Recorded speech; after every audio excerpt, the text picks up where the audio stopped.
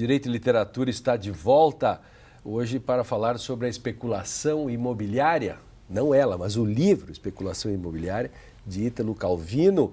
Para isso recebemos o professor do programa de pós-graduação em Direito da Unisc, Gonzaga Adolfo, e a doutoranda em Letras pela PUC do Rio Grande do Sul, Fernanda Borges Pinto. Esse é o programa de número 200. Esta saga do Direito e Literatura começou em 2008, é a 6ª temporada. Né? Poucas séries americanas chegam à 6ª temporada. E nosso está na 6ª temporada, número 200. Já analisamos aqui 200 livros. Que maravilha isso. E o 200 com Ítalo Calvino é bem interessante, né, Fernanda? Principalmente com um personagem que, além de trazer coisas práticas, inclusive lendo o livro, a gente realmente identifica vários movimentos que na década de 50 estavam acontecendo e que continuam acontecendo ainda hoje, porque a febre do concreto, do cimento não terminou. Por onde a gente olha nas ruas, tem novos prédios sendo construídos, né? Zonas mais rurais também sendo tomadas por novos prédios, enfim. Então, é um movimento que é bastante presente. Só que na história, eu acho que é importante ressaltar que há também um embate entre diferentes burguesias. Uma burguesia que o Quinto fazia parte, que é uma burguesia mais agrária, e essa nova burguesia que é representada pelo Caisotti, que o narrador chama de amoral e antiestética, né? E antiestética pensando nessa questão do concreto, e a gente pode ampliar para o antiética também, na medida que para conseguir o lucro, para conseguir ter sucesso, né, não hesita em ludibriar ou enganar aquele que está menos favorecido na situação, né?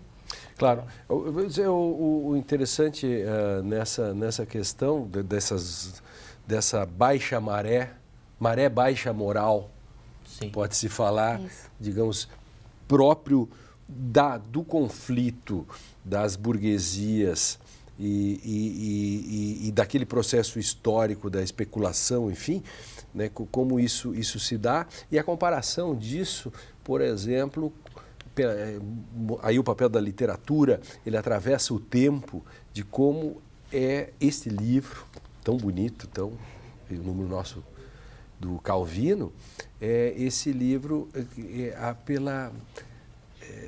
a historicidade dele, ele pode ser visto, ele pode ser lido, trocando os personagens pelo Brasil, por exemplo, nessa baixa maré moral que nós temos, e a própria questão da especulação imobiliária, e o que está por trás disso tudo, né? Seguidamente, as relações promíscuas entre Estado, público e privado, a todo momento. Né? Construtoras, né? Envolvimento no público, a campanhas políticas, todas essas questões. E a dificuldade burocrática que o Estado, ao invés de facilitar, ele burocratiza, e ao burocratizar, ele cria nichos de intermediação que gera a corrupção. Veja a questão recente aqui do meio ambiente no Rio Grande do Sul, que gerou um escândalo desse naipe. Quanto mais a discricionariedade, maior o arbítrio e maior a possibilidade de corrupção. Quanto mais eu dificulto, mais eu valorizo o preço da corrupção. E isso está presente aqui também, as dificuldades que o personagem, o teórico, tem quando ele cai no mundo real. Né? Claro, ele cai nessas armadilhas todas desse sistema.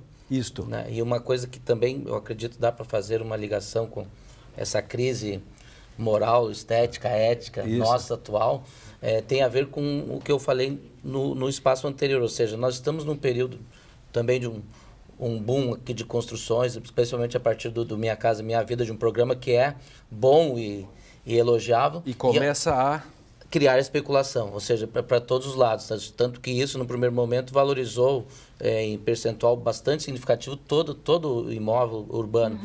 E, no segundo instante, para um modelo de Estado, de sociedade, ou seja, todas as ruas estão trancadas de carros, em congestionamentos. Quer dizer, nós criamos um modelo que ele é bastante burguês, assim, entre aspas, ou seja, que é construção, e automóvel, e nós criamos o sistema, falamos em sustentabilidade e não conseguimos questionar o padrão, o modelo, o paradigma de sistema econômico, político, social, jurídico. Ficamos praticamente amarrados numa artimanha desse sistema, como se ele nos envolvesse e nos obrigasse a esses comportamentos. São as políticas desenvolvimentistas, né? O Brasil se tornou uma espécie de grande estacionamento do mundo, né? Um garajão, né? Todo mundo vem aqui para vender automóvel aqui no Brasil. Uma coisa assim, era mais ou menos como uma Riviera, lá todo mundo lá era para construir, que era o boom imobiliário. Né? E a gente hoje acaba que tolera muitas construções, muitos prédios vazios, muitas vezes um número absurdo de carros nas ruas, mas não tolera a ocupação desses prédios vazios, que às vezes estão fechados simplesmente para valorização ou por algum motivo jurídico, mas também a própria questão da ocupação de lugares públicos ou privados hoje também não deixa de ser fruto de todas essas discussões. Claro. Quem ocupa quem vai morar em todos esses prédios, né? Claro. Você não passa pela rua e vê assim, esses prédios vazios, quem é que vai morar em tudo isso? Tem muita lavagem de dinheiro nessas coisas também, né? Evidentemente. Sim. E nós chegamos ao ponto em Porto Alegre... Que tinha aqui também, né? Lavagem de dinheiro, a máfia e tal, mas diga. Chegamos ao ponto em Porto Alegre, alguns dias atrás, de se abater uma árvore por conta de melhor visualização para um estabelecimento comercial. Até quando reli o livro agora, que é um tema atual entre nós aqui, publicado. Por isso que o jardim perfeito, ali né? É simbólico, né? Exato. A venda do jardim aqui na especulação do livro, ali ele rompeu a última barreira. E veja que o texto, quando ele é escrito, como ele adianta, como a literatura adianta o processo histórico, né, Fernanda? Você que estuda a literatura mais a fundo, né? Como é que isso... Esse exemplo do jardim é muito interessante, até porque no final do livro, uma das últimas cenas, a mãe vai chamar os filhos para mostrar que o teto da construção ficou pronto. Né? E ela fica muito feliz com aquilo, porque já está esperando há um certo tempo que a construção termine. Ela não termina, e obviamente não terminou ainda, mas chega um momento no final do texto que ela não tem mais jardim, não há mais quintal, mas também não tem construção. Então eles venderam, não lucraram, tentaram se inserir dentro de um sistema, né, como, né, para ser alguém favorecido, mas acabaram continuando desfavorecidos, porque dentro desse sistema alguém sai desfavorecido para que haja lucro, né? Então, talvez até pior. Talvez até pior. Aí o nosso personagem fez um castigo para o personagem. O nosso autor fez um castigo para o personagem. Você se comportou mal. É um pouco de uma ressaca moral de um ex-comunista. Ele disse assim, você se comportou mal, agora você não tem nem jardim, você não tem nem casa, você não tem nada. Você perdeu. Porque o narrador está o tempo inteiro junto com o personagem principal, mas ele tem um nível de consciência que o quinto não tem. Perfeito. Então ele vai nos conduzindo o tempo inteiro dizendo que vai haver um fracasso, que vai haver uma pequena tragédia. Bingo, perfeito, Fernanda, é exatamente isso. Todos alertam ele, o tabelião, o engenheiro que assessorou na fase do projeto, o advogado amigo dele que fez um contrato que era perfeito, entre aspas, ou seja, elaborei um contrato perfeito, mas alertava, vem cá, mas com caisote, ou seja, isso tem toda a possibilidade de não dar certo, mas mesmo assim ele insistia. É mais ou menos como a lei, não adianta escrever na lei, se não quiser cumprir, não cumpre, porque sempre tem um desvio, o drible da vaca, sempre aparece alguém e consegue fazer a interpretação. Quantos textos que você lê de um modo e o tribunal, de repente, decide ler de outro. Claro. É totalmente diferente. Contratualmente nem se fala, porque há um instante onde ele renegocia as promissórias que ele está devendo, ele deixou de quitar todas, e ele, então, faz um aditivo e dá novas unidades para os donos do terreno, o quinto, seu irmão e a sua mãe. Só que ele diminui, ele faz uma mágica, ele diminui a metragem. É genial. Isso acontece, né, muito, né, nessas renegociações que se fazem. Né? Você diminui, é como constrói um prédio e 4 quartos. Se vou lhe dar um de 4 quartos, você vai ver um quarto tem quantos metros quadrados? E assim ele fez essa mutreta aí. Por direito é um prato cheio também, né, Gonzaga? Sem dúvida. Essa discussão do livro, né? Sem dúvida. Em vários ângulos, né? Sim, dá para ir para outros ângulos. Por exemplo, na esfera do direito civil, consegue vincular bastante a ideia da boa-fé objetiva, Né? E uma coisa que me impressionou muito aqui, eu fiquei pensando até, eu tive acesso... Ou a falta de boa-fé objetiva. Isso, a falta da boa-fé objetiva. Claro. Quer dizer, eu vou fazer um contrato que amarra. Perfeito, mas que ninguém cumpre. Nós vamos nos enganando assim mutuamente até o final da história, ou seja, mais ou menos assim, né? E uma coisa que me chamou muito a atenção e que a gente discute aí na outra área nossa dos direitos autorais, né? Até tive acesso ao projeto de tese do Victor Drummond. Nós temos um direito de autor sem autor. Isso. E aqui nós temos um direito civil sem sujeito. Sem sujeito. Quer dizer, o sujeito ele se torna quase que uma ficção, porque o que interessa de fato, né? Quer dizer, como se nós pudéssemos falar de direito das coisas, de direito dos contratos, sem pessoa humana.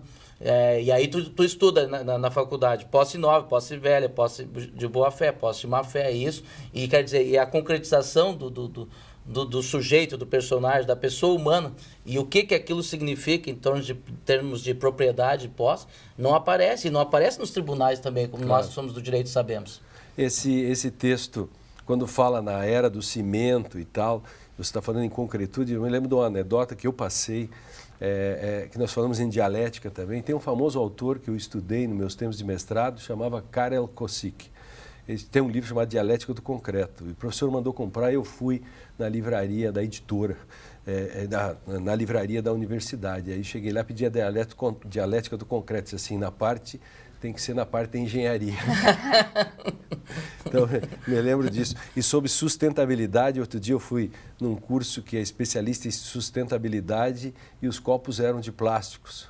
Sim. E portanto, não eram autossustentáveis. Né? Portanto, já havia uma contradição de saída. Rapidamente, Fernanda, por que tem que ler esse livro? Porque ele mostra, talvez, um momento que a gente vive ainda hoje, né? O anacronismo de quem não consegue se adaptar a uma lógica de mercado e talvez não vê alternativa nisso. E se entrar, vai talvez sair prejudicado, enfim. Mas como lidar com praticidades, com um mercado que é muito complicado, alguém que não está preparado para isso e com aqui uma presunção, né? O personagem o tempo inteiro, por ser um intelectual, acha que vai dar tudo certo para ele, que ele vai compreender tudo. Então, acho que é a questão de pensar essa contradição de modernidade e pós-modernidade, talvez, em que uma certa dialética não funciona mais. Obrigado, Fernanda. Obrigado, Gonzaga Adolfo. Não tem mais tempo, a modernidade nos comeu tempo. Direito e Literatura vai ficando por aqui. Acesse esse e outros programas. Este é o D200 Viva, 6ª temporada. Site unicinos.br/Direito e Literatura, tudo junto. Participe, faça sugestões, comentários através do facebook.com/Direito e Literatura, tudo junto. Espero você no nosso próximo encontro. Até mais.